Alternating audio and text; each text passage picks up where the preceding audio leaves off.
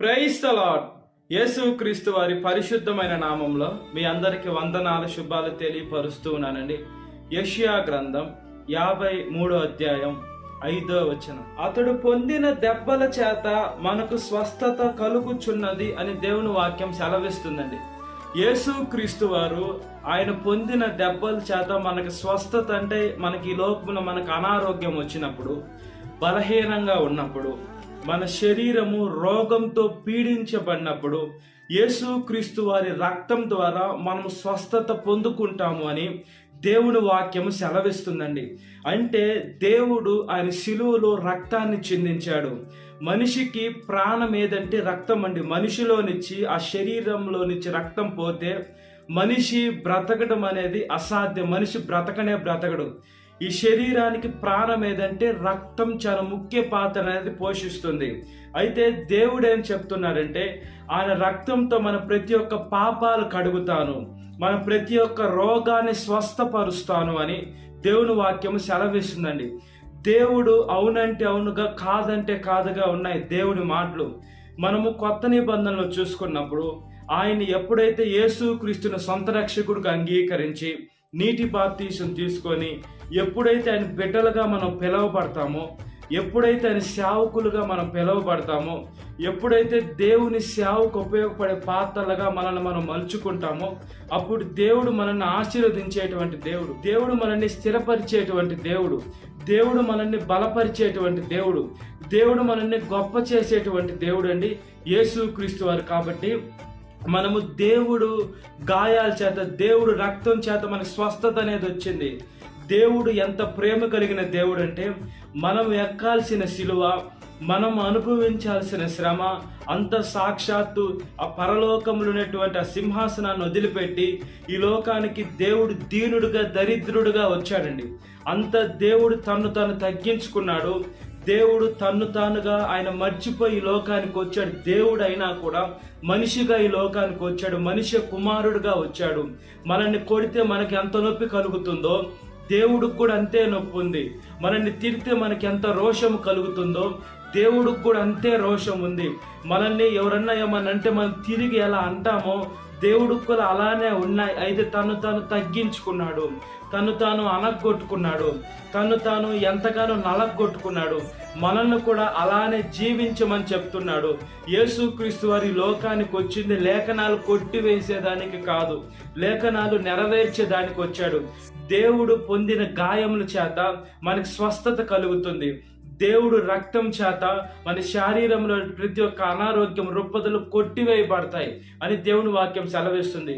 అదేవిధంగా దేవుడు వాక్కు చేత కూడా అనేక మందిని స్వస్థపరిచినట్లుగా మనం దేవుని లేఖనాలు చూసుకోవచ్చండి. 38 సంవత్సరాల నుంచి ఒక పెద్దయిన కోనేటి దగ్గర పడున్నప్పుడు దేవుడు వాక్కుతో నువ్వు లేచి నీ పరిపెత్తుకొని నడువమని ఎప్పుడైతే చెప్తాడో, ఆ 38 సంవత్సరాలుగా ఉన్న వృద్ధుడు లేచి నడిచాడు. ఆయన స్వస్థత పొందుకున్నాడు.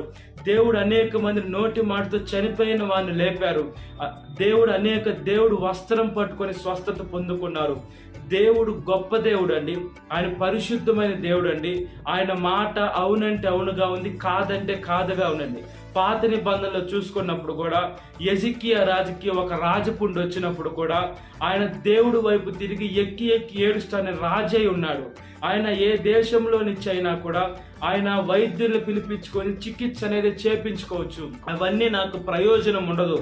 ఈ లోకంలో ఉండేటువంటి వైద్యులు నాకు అవసరము, నాకు ప్రాణాలతో బ్రతికించలేరని అనుకున్నాడు. ఆయన దేవుణ్ణి ఆశ్రయించాడు, పరలోకపు తండ్రిని ఆశ్రయించాడు. సాక్షాత్తుగా 15 సంవత్సరాలుగా దేవుడు హిజ్కియా రాజుకి ఆశను పొడిగించాడండి. మన జీవితాల్లో కూడా దేవుడు ఆశను పొడిగించేదైన దేవుడే, ఆయుష్ను తగ్గించాలన్న దేవుడే. ఈ లోకంలో యవనస్తులు ఏమైపోతున్నారంటే వ్యసనాలకు ఎడిక్ట్ అయిపోతున్నారు, తాగుతున్నారు, డ్రగ్స్ తీసుకుంటున్నారు, సిగరెట్లకి లోన్ అవుతున్నారు. ఈ లోకంలో అనేక పాప జీవితానికి లోనైపోయి తమ జీవితాన్ని పాపంలోకి నెట్టి వేసుకుంటున్నారండి. దేవుడు గాయాల చేత మనకి ఎలా స్వస్థత వస్తుందంటే, దేవుడి దగ్గరికి వెళ్ళి ఆయన ఆశ్రయిస్తేనే స్వస్థత వస్తుంది. మనం ఎప్పుడైతే దేవుడి దగ్గరికి వెళ్ళి క్షమాపణ అడుగుతామో అప్పుడే మన పాపాలు కడుగబడతాయి. మన ప్రతి ఒక్క పాపాలు యేసుక్రీస్తు వారి నామంలో మనం కడుక్కునే బిడ్డలుగా ఉండాలి. మన జీవితాన్ని మనం దేవుడి ముందు ఒప్పుకునే బిడ్డలుగా ఉండాలి. మనల్ని మనం పరిశుద్ధపరచుకునే బిడ్డలుగా ఉండాలి. మనకి ఈ లోకంలోని శారీరకమైన స్వస్థత కాదు, కానీ మనం ఆత్మీయంగా కూడా శారీరకంగా, ఆత్మీయంగా, మానసికంగా మనం ఎప్పుడైతే స్వస్థత పొందుకుంటామో అప్పుడు మనం దేవుణ్ణి పరలోకానికి వెళ్ళేదానికి అవకాశం పుష్కలంగా ఉంటుందండి. మన శరీరము స్వస్థత ఉన్నా కూడా మన మనసు బాగాలేకుంటే మన చుట్టూరు అందరు ఉన్నా లేనట్లుగా మనకి ఒక గిల్టీ ఫీలింగ్ అనేది ఉంటుంది. అదేవిధంగా ఆత్మ బాగాలేకుంటే ఇవన్నీ కరెక్ట్గా స్వస్థత పొందుకోవాలి. ఈ శరీరము, ఆత్మ, మనసు ఎవరు స్వస్థపరుస్తారంటే దేవుడే స్వస్థపరుస్తారు. దేవుడు ఆయన బిడ్డల్ని ఎప్పుడు వదిలిపెట్టే దేవుడు కాదండి. దేవుడు ప్రేమామయుడు, దేవుడు కనికర పూర్ణుడు. ఇంత గొప్ప దేవుడు, ఇంత శక్తిమంతుడు, ఇంత జీవం కలిగిన యేసయ్యను మనం పెట్టుకొని ఈ లోకంలో అనేక మంది దేవుళ్ళు కాని బొమ్మల దగ్గరికి వెళ్తున్నారు, వాటికి అభిషేకం చేస్తున్నారు, వాటిని పూజిస్తున్నారు. అవన్నీ ప్రయోజనం లేదండి. ఎప్పటికైనా అవి మట్టిలో కలిసిపోతాయి. మన దేవుడు ఒక్కడే నిజమైన దేవుడు. ఏ దేవుళ్ళైనా చనిపోయి తిరిగి లేచిన ఆనవాళ్ళు ఉన్నాయంటే ఏ ఆనవాళ్ళు ఉండదు. మన యేసయ్యలోని పుట్టుకలో పరిశుద్ధంగా పరిశుద్ధాత్మ ద్వారా ఆ మరియమ్మ గర్భంలో దేవుని పిండం అనేది పడింది. అదేవిధంగా చనిపోయిన తర్వాత ఆయన తిరిగి లేచాడు. ఆయన ఆరోహణమై వెళ్ళాడు. అంటే యేసుక్రీస్తు వారిని మరణపు ముళ్ళు కూడా దేవుడు విరిచివేశాడు. మరణం కూడా దేవుడిని బంధించలేదు. అంటే దేవుడు ఎంత పరిశుద్ధుడు. మనము కూడా రెండో మరణంలోకి వెళ్ళకుండా ఉండాలంటే ఈ లోకంలో అనేక స్వస్థతలు కావాలి. మనము మన చుట్టూరు మనం బాగున్నట్టే ఉంటాం, కానీ సాతాను మనకి కొన్ని కట్లు కట్టినట్లుగా మన చేతులకి, కాళ్ళకి కొన్ని శ్రమలు, బాధలు, కష్టాలు, శోధ అనేది ఉంటుంది. ఓటుల నుంచి మనం స్వస్థత పొందుకోవాలంటే దేవుడి దగ్గరికి రావాలి. అయ్యా, మీ గాయాల చేత మేము స్వస్థత పొందుకునేదానికి మాకు శక్తిని దయచేయండి ప్రభువా, మాకు మంచి ఆలోచన దయచేయండి అయ్యా, మంచి బుద్ధిని దయచేయండి అయ్యా, మంచి వివేకాన్ని దయచేయండి అయ్యా, మంచి లోక జ్ఞానము దయచేయండి అయ్యా. మన ప్రతి ఒక్క పాపాలు కడిగి వేయమని అడుగుచున్నాం దేవా.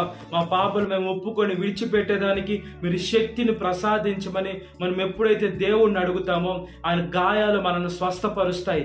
ఆయన రక్తంతో మన ప్రతి ఒక్క పాపాలు కడుగుతాడు. దేవుని దగ్గరికి వెళ్తే దేవుడు మనల్ని వదిలిపెట్టే దేవుడు కాదని మనుషులైతే గుండెల మీద చేయి పెట్టి వెనక్కి దోసేస్తారు. మన దేవుడు ఆయన గుండెలకి హత్తుకునే దేవుడు. ఆయన కంటి పాప వలె మనల్ని కాపాడుతాడు. కాబట్టి మన దేవుని వాక్యానుసారంగా ఆయన రక్తంలో మనం కడగబడి ఆయన సేవకులుగా, ఆయన బిడ్డలుగా, దేవుడి చిత్తాన్ని నెరవేర్చే బిడ్డలుగా ఉండనట్లుగా ప్రార్థన.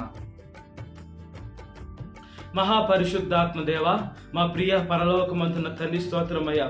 అయ్యా, మీ గాయాల చేత మేము స్వస్థత పొందుకుంటామయ్యా. అయ్యా, మీ రక్తం చేత మా ప్రతి ఒక్క పాపాలు కడగబడుతున్నాయి నాయన. అయ్యా, మీకు స్తోత్రం అయ్యా. అయ్యా, మేము సజీవ లెక్కలో ఉన్నామంటే, అయ్యా మేము ఆరోగ్యంగా ఉన్నామంటే, మేము ఇంకా బ్రతికున్నామంటే అయ్యా మీ కృపే కదా నాయన, మీ దయే కదా నాయన, మీ కరుణే కదా నాయన, మీ కటాక్షమే కదా ప్రభువా. అయ్యా, మమ్మల్ని కాపాడమని అడుగుచున్నాం ప్రభువా. అయ్యా, మమ్మల్ని దీవించండి, ఆశీర్వదించండి, రక్షించండి అయ్యా. మమ్మల్ని మేము తగ్గించుకునే శక్తిని దయచేయండి అయ్యా. మిమ్మల్ని మీరు తగ్గించుకొని సింహాసనాన్ని వదిలిపెట్టి ఈ లోకానికి వచ్చారు ప్రభువా. ఏసే మేము కూడా మా జీవితాన్ని తగ్గించుకొని మీ రక్తంలో కడగబడి మా పాపాలను ఒప్పుకొని ఏసే మాకు పశ్చాత్తాప మనసు కలిగేదానికి సహాయం దయచేయండి. ఈ కృపలో జ్ఞాపకం చేసుకోమని అడుగుచున్నాను. ప్రతి ఒక్క యవనస్తురాలను కాపాడండి. యవన వయసులో కాడి మోయట నరునికి మేలు, అది మోపిన వాడు యెహోవాయే. కాబట్టి మీ కాడి మోసే శక్తిని దయచేయండి అయ్యా. చనిపోయిన వారి గురించి అయితే కాదు, కానీ వాళ్ళు బంధువర్గం, రక్త సంబంధికులు, శ్రేయభిలాషులు, కొలీగ్స్ను కాపాడండి అయ్యా. చనిపోయిన వారైతే తిరిగి రాని లోకానికి వెళ్ళిపోయారు ప్రభువా.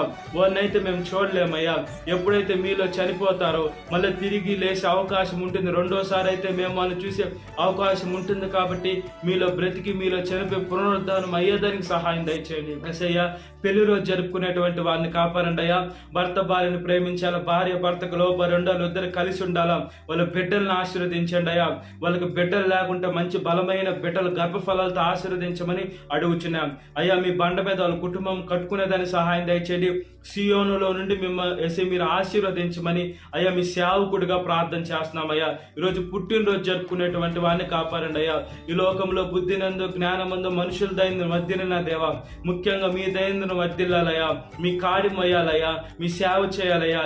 ఏ వయసు వారైనా మీరు ఇచ్చిన దయా కిరీటాన్ని బట్టి స్తోత్రం. మీకు లోబడి ఇలాంటి దయా కిరీటాలు అనేకం పొందుకొని మీ మార్గంలో నడిచేదాన్ని సహాయం దయచేయండి.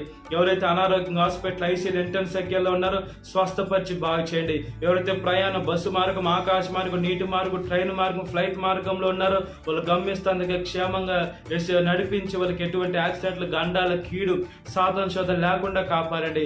ఎవరైతే పరీక్షలు రాస్తున్నారో ఏ సంవత్సరానికి ఆ ఎగ్జామ్ పాస్ అవ్వాలయ్యా, ర్యాంకులు తెచ్చుకోవాలయ్యా, వాళ్ళ తల్లిదండ్రులకు ముఖ్యంగా మీకు మంచి పేరు తెచ్చి మంచి మార్కులతో పాస్ అయ్యేదాన్ని సహాయం దయచేయడయా.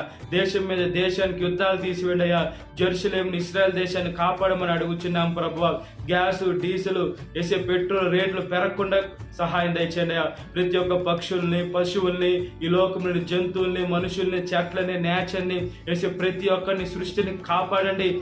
ఏ సృష్టి లయం కాకుండా, ఎటువంటి సమస్యలు లేకుండా, ఎటువంటి దుష్ట ఆలోచన లేకుండా ప్రతి ఒక్క బిడ్డ సృష్టిని నాశనం చేయకుండా రక్షించమని అడుగుచున్నాను ప్రభువా.